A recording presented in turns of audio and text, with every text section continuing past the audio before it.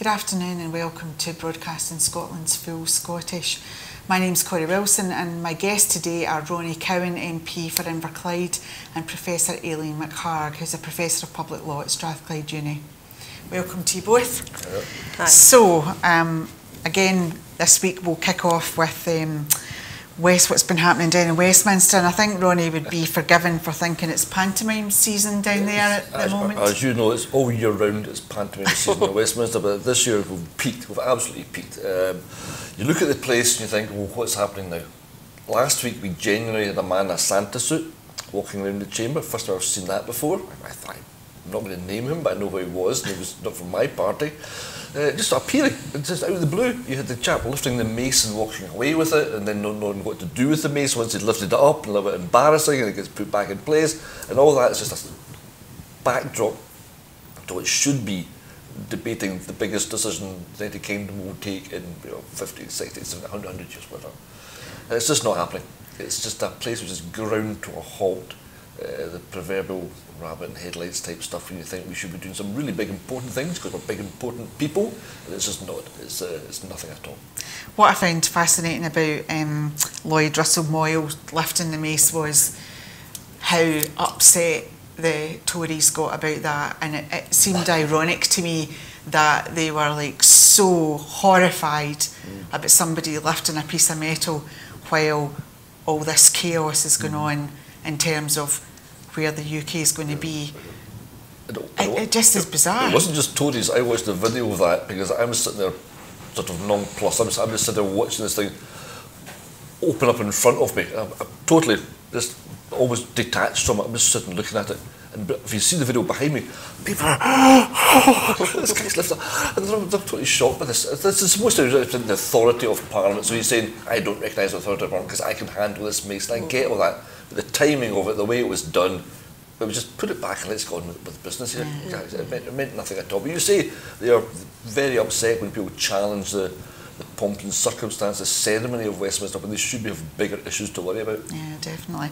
And obviously, last week we had the vote of no confidence in Theresa May, and surprisingly she won, or was it a surprise? I'm rotten at calling these things. I always say that I'm the worst gambler in the world. I thought would stay in the EU, I thought would vote for independence. So I confidently predicted that she would lose, and everyone said, no, she'll win, and she'll win comfortably. And it's 83 votes, I think it was a majority, 117 to 200. Yeah.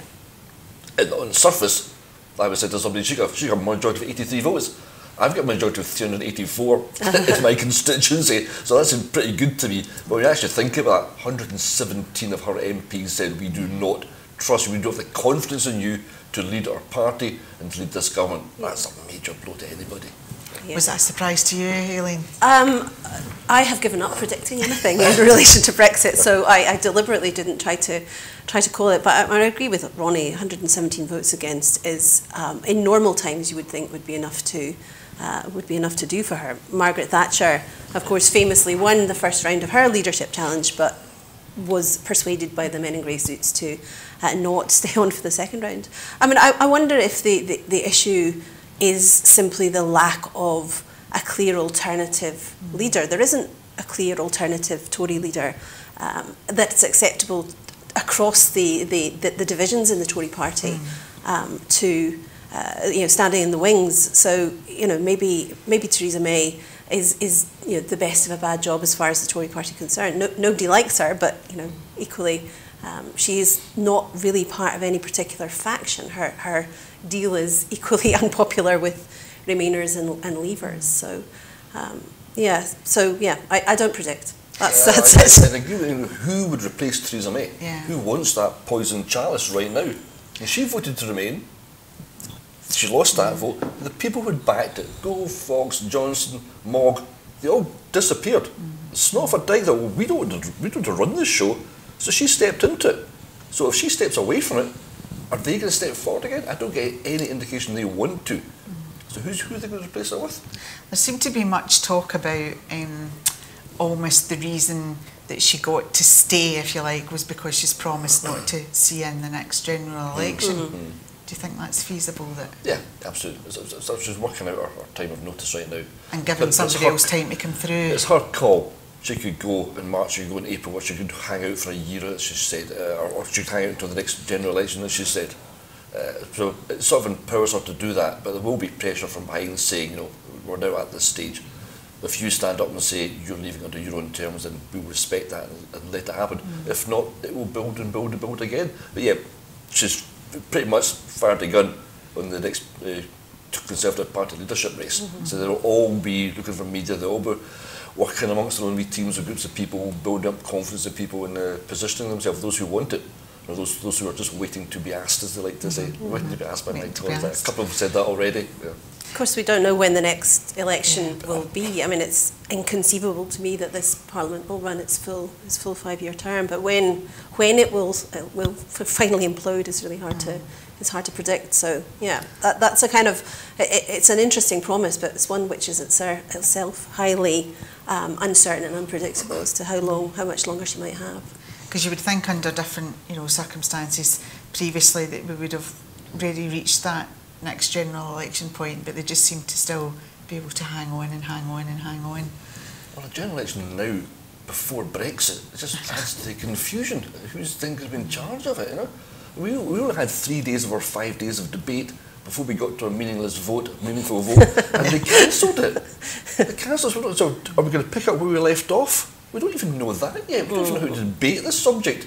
Yeah, I'll come to a conclusion about it. Yeah. 164 debates, and including my own, is now just cast aside. That bob for 8 hours to be a 4-minute speech. It's now just cast aside. So we're in a situation where we don't know how the day-to-day workings of Parliament is going. So throw a general election into that. And I'm not scared of a general election. I'll take on one quite confidently. Looking at the figures, knowing what we're doing locally, so we're at a party, we're not running for that. We'll take on a general election, but to do one now, in the process of Brexit, the timing of it could be absolutely catastrophic. There was also, in contrast to that, there was mutterings on social media that actually Theresa May had got some of her friends to submit some of the letters in a position to trigger this vote. So doing a John Major. Yeah. Do you think that, I mean, is she that strategic? Is she that tactical? Do you think that's plausible? She seems to limp from failure to failure, but still be there. And is that tactical genius? I don't know the inner working of the Conservative Party that tells me that, but I wouldn't put anything beyond them. What do you think, Aileen? I have no idea. I mean, literally, I wouldn't put anything past anyone, but that was the first I'd heard of that. So. Yeah.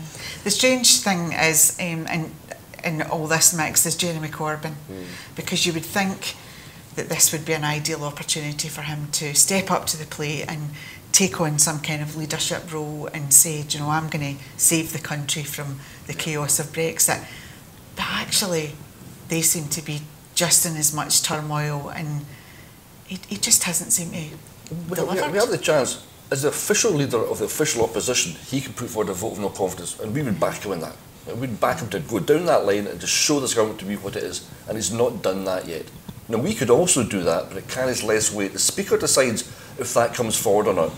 If it's official opposition, official leader, it gets taken. And we've written to him saying, ourselves, the Lib Dems, the Greens, would all jump in behind that, and we'd put a vote of no confidence in this government. We're happy to do that, and he's not done it yet. And I'll be wanting to do it, we'll push him to do that, we'll support him if he does that. But in winning that was his opportunity before the vote of no confidence in Theresa May. You know? But even now, he should do it again, he should do it next week. But what would be the consequences of that? I mean, if the government falls and no other government can be formed, that means the general election, which, as you said, would be more delay. Can Jeremy Corbyn run a minority government with the support of other parties? Would other parties support him? Would he have... What is the alternative to Theresa May's deal? The idea of going back to renegotiate some other kind of deal, whether that's Norway Plus or was it No Deal Light is another version I saw this week. I mean, that seems to be not an option.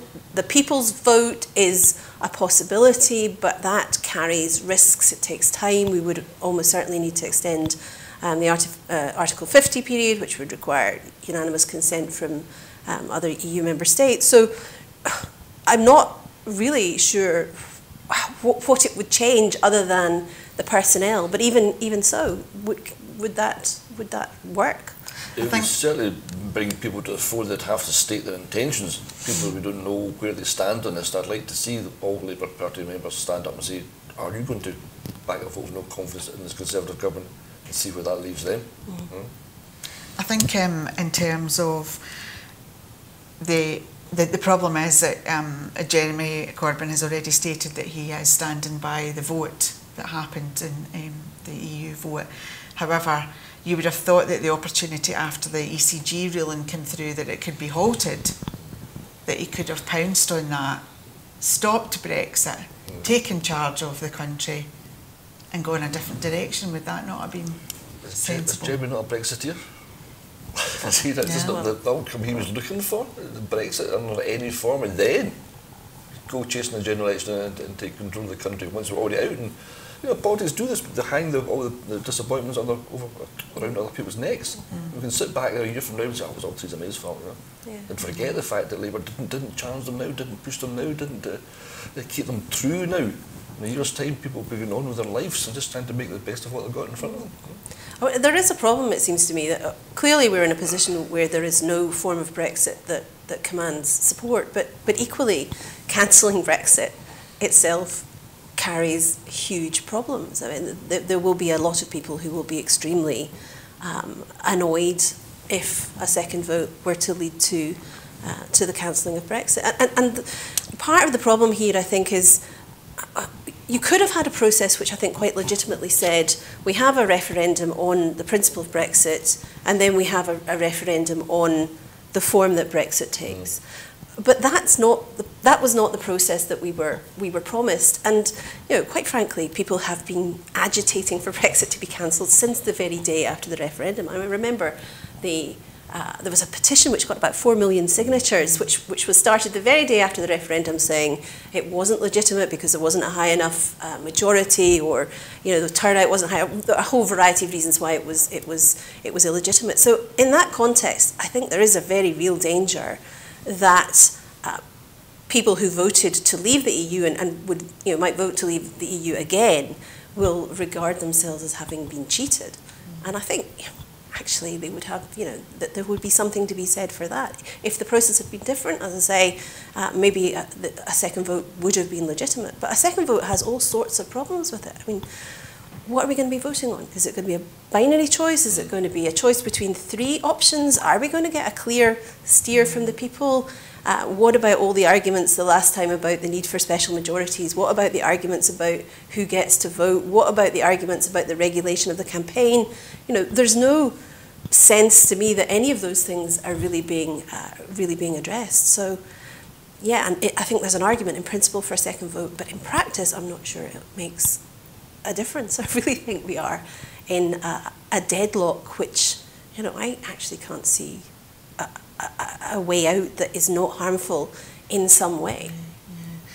And in terms of Berco's role, I think, to be fair to him, he has tried his best to navigate the last few weeks. I mean, I think it's been difficult for him as well to deal with this situation that's been, unusual for him too, and to try and keep the momentum going and to try and keep everybody happy and to try and navigate his way through the processes. Would you say that was fair? Well, you saw his reaction when the government said we're going to pull the debate, we're going to cancel the last 2 days of the debate and therefore the meaningful vote. Now, he got prior notification of that, but you could still see he was still angered by it, because he finds the whole process of that place incredibly precious, rightly or wrongly.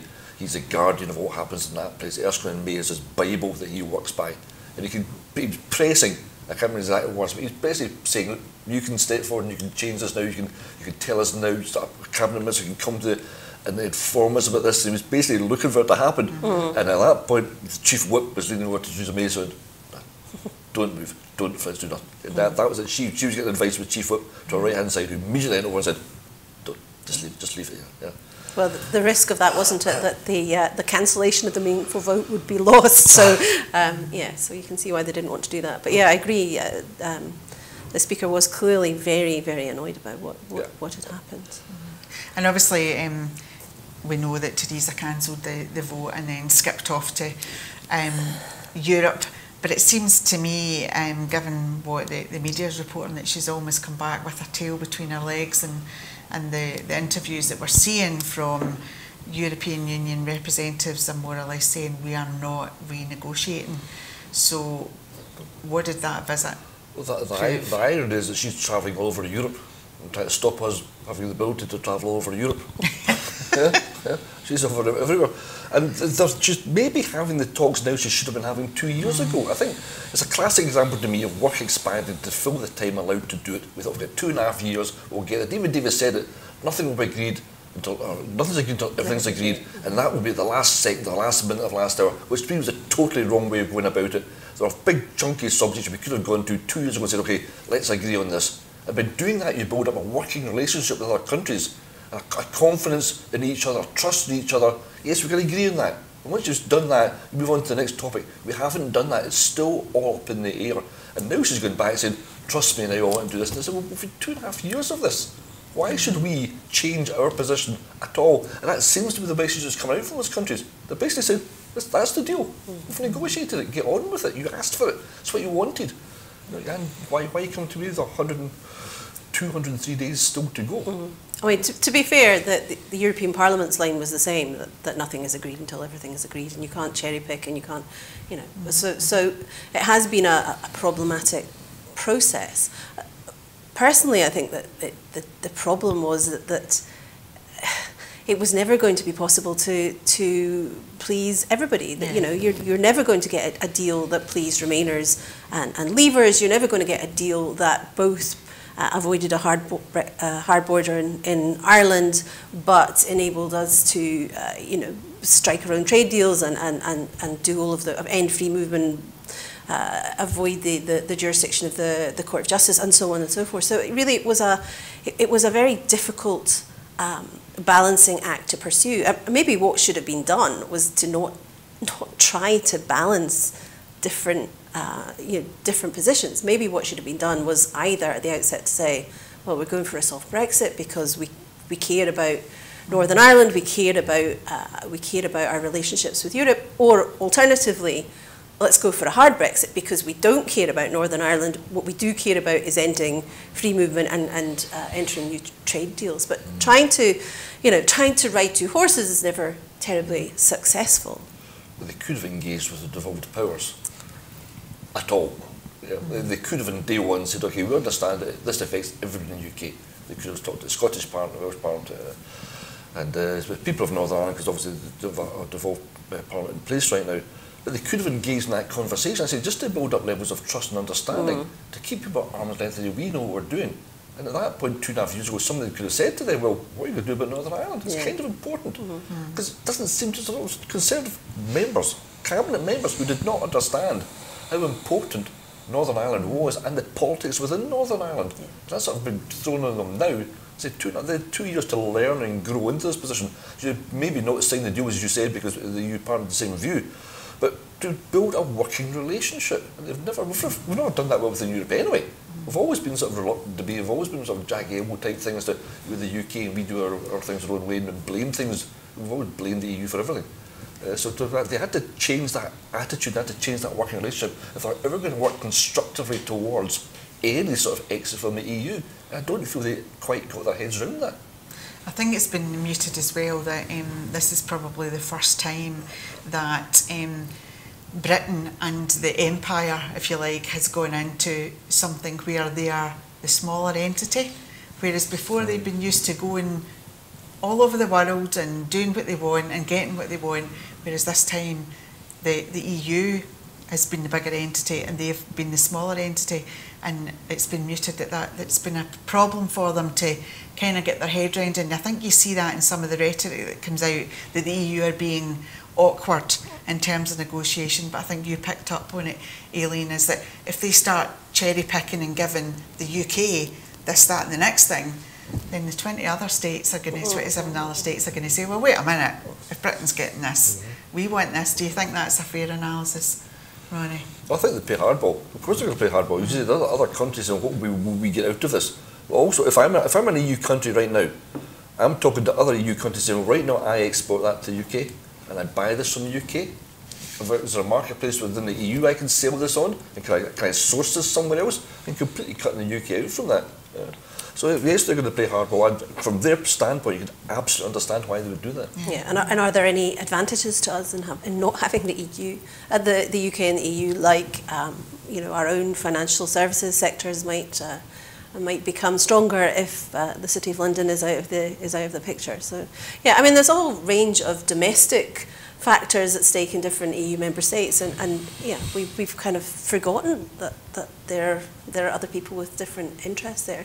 The big irony, of course, is that it's, you know, whilst we remain in the EU, or whilst we did remain as members of the EU, we actually had quite a lot of influence. We were one of the larger countries, and we not only had influence in terms of voting power, but actually had a lot of soft influence. A lot of you know, the single market developments were, you know, were ones which were driven by the UK. We were a powerful and respected member state, and what we're finding, of course, is, you know, there is a difference between formal sovereignty and real power. That actually sometimes you gain more power by sharing formal sovereignty than you do by insisting that sovereignty, you know, in its pure sense is restored.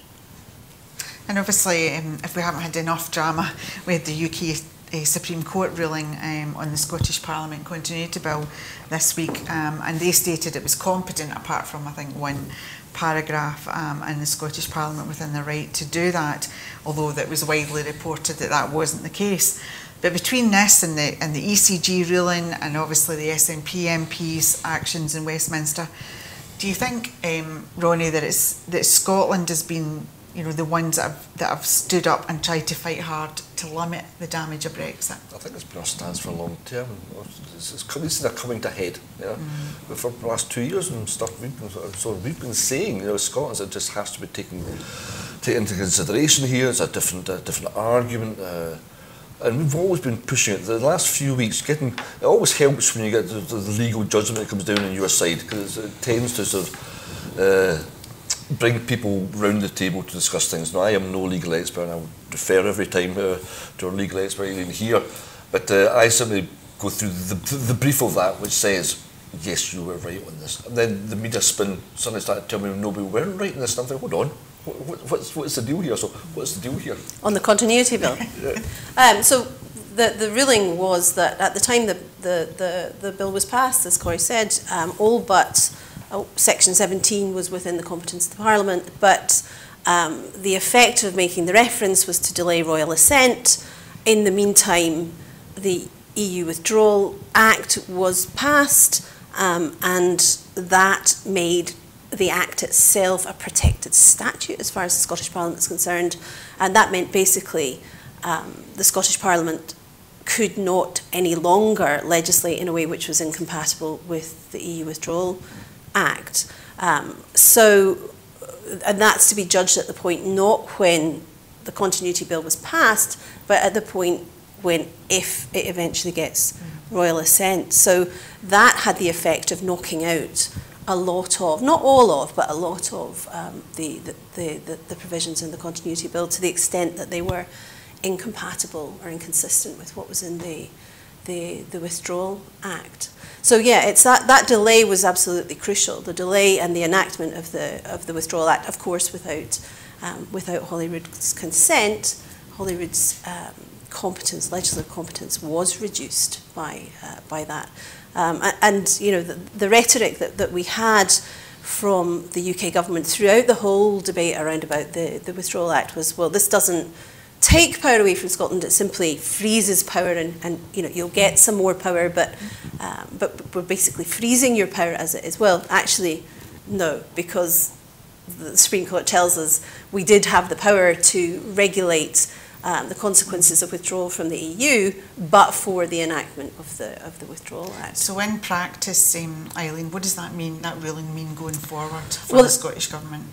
Well, it's in terms of the Continuity Bill itself, the bits that are identical to the Withdrawal Act can stand, but there's not much point in them. There's anything that's inconsistent with the Withdrawal Act cannot stand. So things like the incorporation of the Charter of Fundamental Rights, we cannot do that. There are some bits that remain. There's some ministerial powers. There's what was called a keeping pace power, so a power for Scottish Government ministers post-Brexit to implement future EU legislation. There's a duty to draw up guidelines on environmental protection. So there's some bits that could survive, but largely the bill has been the point of the bill has been undermined. And actually, the point of the bill was as an alternative to the Withdrawal Act, and we don't need an alternative to the Withdrawal Act anymore because it was enacted despite the refusal of consent.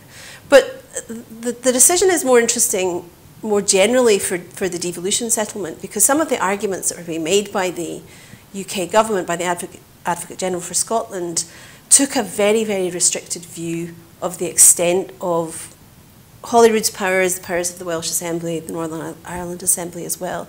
And those arguments were very largely rejected by the Supreme Court. So in terms of the general constitutional status, the general legislative power of the Parliament, actually it's a good decision from a devolved point of view. It really does stress how much power they have, and that the limits on competence are those that are specifically written into the Scotland Act, and not things that the UK government was trying to kind of imply into the Scotland Act. So that's, you know, it's a mixed bag, if you like. Yeah. I think that just kind of highlights just how complicated the whole thing is, the whole process. And obviously, sticking with the Scottish Parliament, we saw the budget this week. Do you guys have any thoughts on it, or was there any surprises? Did you get a chance to have a wee look at what had come out of it? I'm surprised we managed to do it year in, year out. John Swear traditionally was spot on with his budgets. Inverclyde's picked up that mantle and carried them forward, and the job these guys have to balance Scotland's budget and to keep the country moving forward and continue to invest, particularly in long-term investments that they're identifying. It amazes me, it really does. They do a very, very hard job. And we know whatever budget gets announced by an SNP government, other people are going to criticise it before even reading it, even heard it. They've got the lines worked up for the media before it's even read out. But by and large, from what we've seen, it's got a good reception out with the world of politics. I think that's obviously very, very important. Sometimes we get too wrapped up in our own little world. So you look beyond the politicians and say, well, what's business saying, what's commerce saying? It seems to be a good reaction so far. I think, Aileen, in terms of trying to do a budget amongst this Brexit stuff going on as well, must have been quite challenging, I would imagine.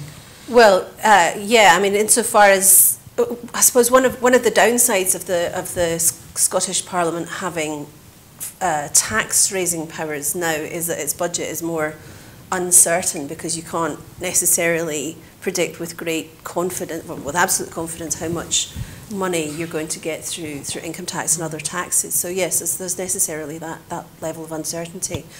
We have to remember, of course, that because the SNP is a minority government, this is only the first stage in passing a budget. They have to get it through the Parliament, which means they have to get the support of at least one other party. So it's probably more accurate to see the initial budget proposals as a kind of, to use a legal term, as an invitation to treat. You know, here is what we're offering, and you know, you come back and tell us what you like and what you don't like, and what you would like to see added, and so on. So the final version of the budget may look different. I mean, the most likely support is from the Green Party, and from what I can gather, there's two things that they might be looking for. One would be the tourist tax, so the ability for councils to charge, I guess it's a kind of occupancy tax on tourist accommodation, or more fundamentally looking for a commitment to reform of local government finance. My sort of engagement with the budget has been via the Fraser of Allender Institute's sort of annual reports on the budget, and their report was interesting. I mean, they point out that local government financing has fallen significantly over since 2010, and that this budget, as in previous budgets, really concentrates expenditure on core areas, on health, on social work, on education, and there isn't a lot of money to go around for other things. So they also suggested that, you know, to make the sums add up in future, we might need to look at much more fundamental change in the tax system and much more significant increases in taxes. So one of the features of this budget is increased divergence at the top end between Scottish taxpayers and taxpayers elsewhere in the UK, but that in itself may not be enough to continue to meet budget shortfalls. And in terms, I mean, obviously we don't know the details, Ronnie, but the Finance Secretary introduced what he called the Scottish Town Centre Diversification Fund. So I'm assuming, given the title, that would be something welcome in town centres like Inverclyde, or... We all have town centres that are dying on their feet. The retail market has changed beyond the end's imagination, and it's changing quickly from internet shopping and so on. In terms of people who are going for the out-of-town big shop type thing as well. So everybody's got to find a way to take that piece of land, which traditionally was shopping, and say, how do we utilise this better? In Greenock, we've got a shopping mall which is too big for its needs now, so there's talks about halving it in size, pedestrianising one of the main roads that comes off of it and changing the way traffic flows through it. So we're actively doing that anyway, if the council are looking at opportunities there to improve what we've got. But yeah, the town centres are no longer the town centres we knew of our youth, where people go in there and shop locally. People tend to go up to Glasgow or my area, up to the big shopping malls in Hillington, that sort of area. It's not Hawking and Braehead across the road for that. And they do the shopping there and bypass the town centre. So we've tried, Inverclyde will offset that by putting up a smaller version of that in Port Glasgow, because it was physically the last place we would capture people before they head onto the motorway. And it's worked very well for Port Glasgow, but the knock-on effect to Greenock is it's getting worse. Greenock's a different thing because it's a smaller shopping centre, more unique, more artisan-type shops, and it's doing quite well out of it, but every shopkeeper will tell you that you can always do better. But Greenock Town Centre is a real issue and a real problem for us, is how do we make it vibrant again, how do we get a footfall through it again. And from our point of view, we've got 60 cruise ships that come to Inverclyde every year. How do we capture those tourists and the crew and get them in there to do the shopping before they get back on the boat? So it's a different way of thinking, different marketplace we're aiming to as well, and a lot of work that has to get done. So any help from the Scottish Government, that's going to be welcome, not just by Inverclyde, across Scotland. Yeah. And obviously, but just before we leave this subject, picking up on the point Aileen said about taxation, I think in overall the feeling we get about Scotland is that we feel we're prepared as a top earner or a higher earner to pay that wee bit more to have a better society. Would you say that was accurate? I've always paid my tax, and I've never had any problem paying tax. Nobody likes giving that money away, but if you see it being used responsibly, and we are investing in our health service, we are trying to invest heavily in our infrastructure. So I certainly have been used well, and yeah, as I earn more, should I pay more tax? Absolutely, of course I should. I've never felt any differently. When I run my own business, I made sure I paid every single penny of tax I was due to pay. There are ways of getting out of it. I could have had my IR 35 and stuff like that. I paid less tax every single year. But what was the point in doing that, you know? If I find, I'm not saying it's a privilege to pay tax, you see some of the bills thing, but as long as that money's been spent wisely, I think the vast majority of people would understand that taxation is part of life. And as long as that money, if it's going back into your society and your community and making that better, then you benefit as well. What's the alternative of doing that? We don't invest in those things. Your community around you crumbles. People who can least afford public transport that isn't there anymore. People who can least afford to our friends are more frequently in hospital. The services aren't there. We'll never spend enough money to satisfy everybody in those areas. I get that, but the money has to come from somewhere. And the better off in society paying extra tax, I've absolutely no problem with that whatsoever. And some of the issues that you mentioned there, this week Crisis published some figures which have shown that 12,300 people will be sleeping rough at the moment, and they also think that that's just probably the tip of the iceberg. Now that's a rise of 98% since 2010. These figures are shocking. people are getting forced into poverty, with people who are working poverty. I see it through my constituency all the time. People who are employed full-time and are still having to go to food banks. Yeah? And then those people are not, they're in a situation where if they lose that job, they lose their accommodation as well, and people can become homeless very, very quickly. And there's a safety net in there to stop that happening in the first place, and then work around the situation they're in.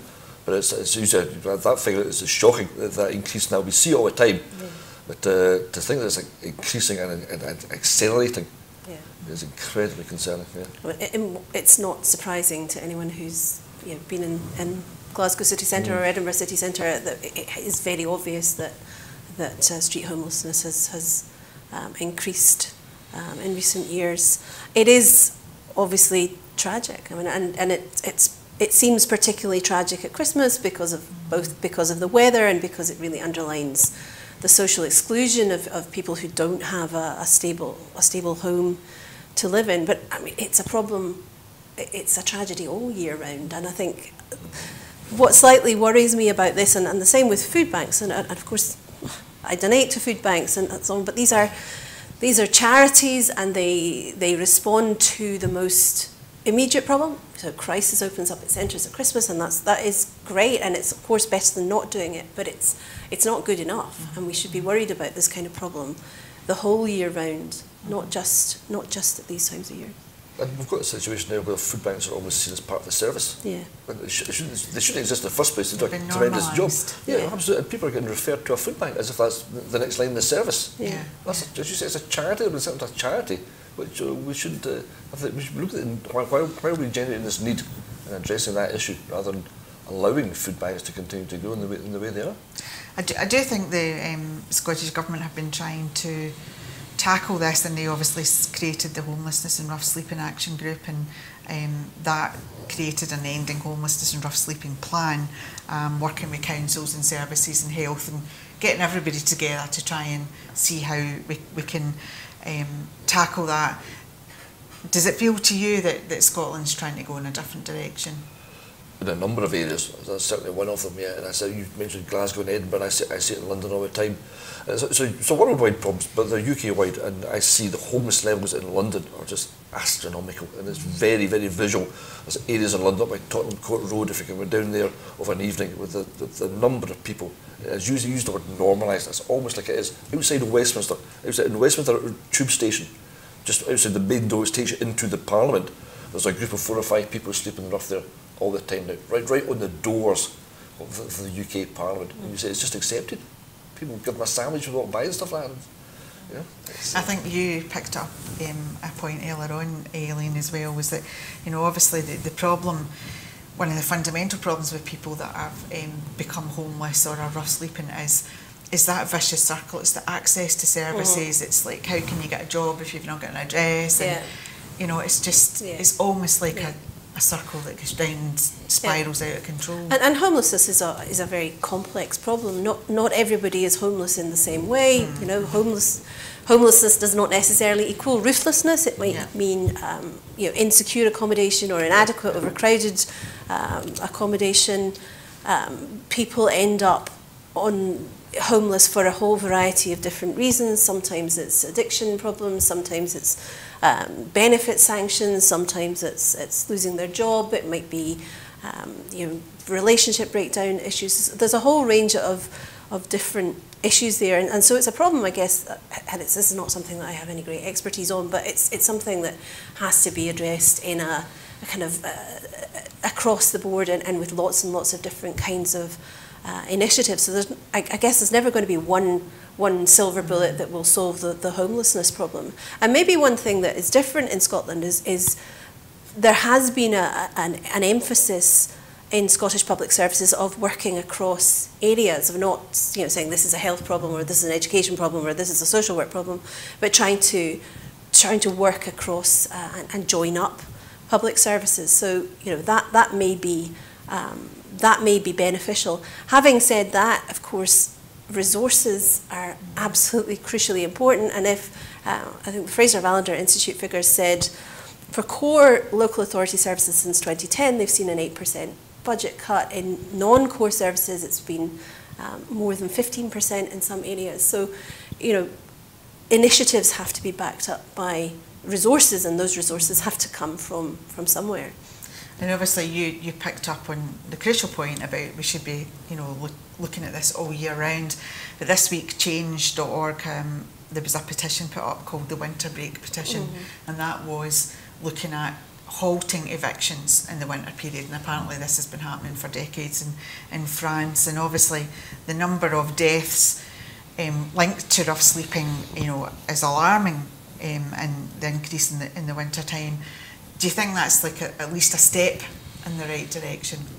I think what I would like to see is the availability of alternative accommodation being something that a court has to take account of in every case where they're making an eviction order, they're being asked to make an eviction order. Because, as I said, yes, in some ways a street homelessness problem is worse at Christmas time because of the weather, but homeless people are terribly vulnerable the whole year round. I saw reports of just the level of violence that homeless people face, which is utterly shocking as far as I'm concerned. But women are particularly vulnerable to sexual violence and so on and so forth. And even if they have a roof, that may not be secured, it may not be safe, and so on. So I think I would like to see an all year round approach, and an absolute ban on evictions over winter, perhaps not, because there may well be circumstances where it is important to get people out quickly. There may be domestic violence situations, there may be serious antisocial behaviour issues. Also, lots of people don't become homeless. They become homeless not because they've been evicted, but they never had a secure accommodation in the first place, or, landlords don't go through a proper court process. Perhaps they just change the locks, or so a legislative initiative can be part of a package, but I don't think it's, like I say, there's never going to be a single silver bullet here. Maybe one of the silver bullets could be, and I know this isn't, can't think of the word here, an idea that's really close to your heart, Ronnie, is the universal basic income. Now, obviously, if everybody had that, then we would see less issues around, homelessness, if that was to do with rent payments or... We're calling it unconditional basic income now. We had an argument of this. would you believe UBI, unconditional or universal basic income? Yeah, would provide that safety net for everybody, where you are guaranteed an income which is, as termed, very basic, but it gives you the opportunity to then work on top of that without losing your basic income. So unlike the current welfare system, you're not penalised for finding work. And as it's been trialled in various places, it's a very difficult thing to trial, but the trials that have been run have had a number of positive outcomes. We're looking to run 4 in Scotland that have been talked up this now, been properly planned, so hopefully they'll be properly executed, and they have to be properly funded to make them work. Because the better they work, the more information we'll get out of them. It's a learning process. How can we make UBI work? It's one of those things, an idea that's been around for a long, long, long time. It's not new. Hundreds of years people have looked at this solution. But it's gaining a lot of ground in the last 3 or 4 years. Suddenly a lot more people are looking at it, because it seems like this something for nothing. Why should everybody get given that for doing nothing at all? There's no onus on them to go and find work. But what we're finding is, given that opportunity, people are going out and finding work. Yeah. It's actually working better than saying you're on benefits, and you'll cut them when you go to find an opportunity here. And also, it is unconditional. So everybody gets it. Okay, you're going to pay more tax at the top end, but you're getting a UBI at the bottom, which offsets it slightly as well. So I think it's a wonderful idea, which needs a lot of work to see in practice, but certainly when governments around the world should be looking at it very seriously and trying it and finding the faults in it, because it won't be perfect, finding the faults and building up from there. So let's watch this space then, hopefully. We're going to move over to Catalonia now. And Ronnie, I know you met this week with Carlos Puigdemont. How did that go? Can you give us an update on what's happening in Catalonia? In September, I went and visited Jordi Cruzart, Jordi Sanchez and Raúl Romero, who are in prison in Catalonia. There are 9 political prisoners right now. They are all there because of their involvement in the referendum last year. They're all been accused of revolution, basically sedition, and some for misappropriation of funds. But they've all been in prison now for a period of months. Yordi, two Yordis for over a year now, over 400 days in fact. They have not come to trial yet, so they've been found guilty of nothing. In my view, that's only my view, they didn't do anything wrong. They certainly did not incite any violence, any aggression. In fact, quite the opposite. There's wonderful footage of Yordi standing on top of a police car as he was asked to stand on top of the police car by the police to say, can these people now go home? It's 11 o'clock at night. And that's basically what he says. Look, we've been here all day, you've been listened to, it's 11 o'clock, please now go home quietly. And the crowd aren't very keen on that, they start booing him, but he's trying to do the right thing. And on the back of that and other actions, he's been in prison for over a year. Recently, 4 of the prisoners and 1 of the mayors who has not been imprisoned have gone on hunger strike, which worries me greatly. They are 14, 15 days now into a hunger strike, so your health is in seriously been undermined now. I spoke with a number of people last week, as you said. I met Carlos Puigdemont and Sergi Marsan, who's a diplomat in London, and spoke about the situation. I also met with Joachim Foren's wife. Joachim's one of the people on hunger strike, about his wife and his daughter. Obviously, they're incredibly worried about the situation, but they're giving all the help and support they possibly can to the political prisoners. And I think Spain's got a job here to look at the situation and say, okay, we want to try these people, you bring them to trial, but why are they in prison now? Why can't they be back with their friends, their families, prior to being put on trial? Because we don't even have a trial date yet. They could keep them for 2 years in prison, and on the back of that, I believe, depending on the term of what they're accused of, there could be another 2 years put on top of that, because without them actually being tried right at all, they could face 4 years. In some cases, it could only be 2. It could only be 2. But now we've got Karen Forstadell, who's in prison on her own. 7 guys are together in one prison, 16 hours a day in their cell on their own, so 8 hours to mix. The guys have got involved in the prison environment. They're taking classes, they're teaching people, they're getting involved in it, they're going to the gym, they're trying to be part and parcel of it and not let prison life grind them down. So they can hang together and be strong. Already Crusart, I spoke to him, was an incredibly positive guy. But Karen Forstadell and Dolores are separate prisons, the 2 women. Karen she chose the prison to go to because it was closer to her mum, who's in her 90s, so mum can visit her. And Karen, I know, is an incredibly difficult situation for them to be in. And I spoke to somebody who visited Karen very recently and said it's not good. It's simply not good. Her mental health, the stress she's under. And Karen was the speaker in the Parliament. She allowed a debate to take place. That was her role. And for that, she's been in prison. And when they all come to trial, we're looking at sentences of over 16 years. They're treated like every other prisoner. It's not in special dispensation. These are one person's cells, 16 hours a day, and they eat when they're told to eat, and they're told when they're told to sleep, they exercise when they're told to exercise, and that's the life they're living. Yeah. So given what Ronnie was saying there about they've not had any trial, Aileen, surely this whole situation is just an affront to democracy. Well, I mean, they will, I imagine, bring cases as soon as they can before the European Court of Human Rights. One of the requirements of Article 6, which is the right to a fair trial, is that the trial has to be within a reasonable time.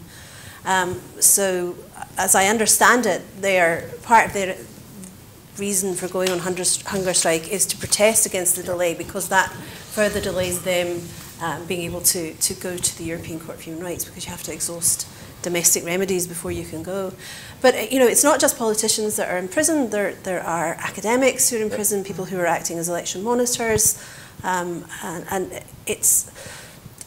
there are some very hardline attitudes still in Spain. I was a signatory, along with many other people, to a letter that was published in The Guardian last week about these academics who have been who are facing charges. But in response to that, I got a letter from a Spanish jurist basically saying these people broke the law and they knew what they were doing, and you know, that's it. And that's been very much the line taken by the Spanish state, that the Spanish constitution is clear, that the referendum was unlawful, and therefore, you know, they deserve everything they get. Well, that's a very problematic position from anyone outside looking in, I think. So it will be interesting to see what happens when these cases do get before the European Court of Human Rights, and I have no doubt that they will, but it could take some considerable time before they do, which is no good, of course, to people who are currently languishing in prison with all the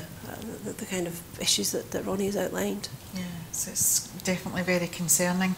And sort of sticking with the human rights side of things, this week the Scottish Government Advisory Group on Human Rights Leadership published a report which was the recommendations for a new human rights framework to improve people's lives. And I know you said, Aileen, that you kind of felt it was probably a bit overshadowed by all the other stuff that was going on.